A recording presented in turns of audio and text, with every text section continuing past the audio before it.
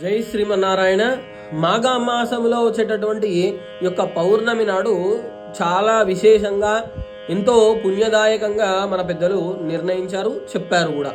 అయితే ఈ యొక్క మాఘ పౌర్ణమి నాడు ఎవరైనా కానీ అందుబాటులో ఉన్నటువంటి నదీ స్నానాన్ని ఆచరించడం ద్వారా మహాపుణ్యము లభిస్తుంది.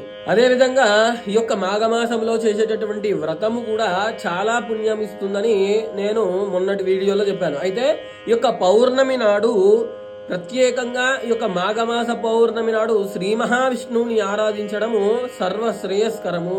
అదేవిధంగా చాలా మంది ఈ యొక్క పౌర్ణమి నాడు సత్యనారాయణ స్వామి యొక్క వ్రతాన్ని ఆచరించుకోవడం మనమందరము చూస్తూ ఉంటాము. ఈ యొక్క వ్రతాన్ని ఆచరించడం ద్వారా శ్రీ మహావిష్ణువు యొక్క పరిపూర్ణమైనటువంటి అనుగ్రహము కూడా ఉంటుంది. దానము, జపము, తపస్సు 100 రెట్లు ఫలిస్తుంది అని మన శాస్త్రాలు చెప్తున్నాయి. అదేవిధంగా శ్రీ మహావిష్ణువుని ప్రధానంగా ఈ యొక్క పౌర్ణమి నాడు పూజిస్తారు. శ్రీ మహాలక్ష్మిని ఈ యొక్క పౌర్ణమి నాడు ఆరాధించినట్టయితే అష్ట ఐశ్వర్యాలు కలుగుతాయి.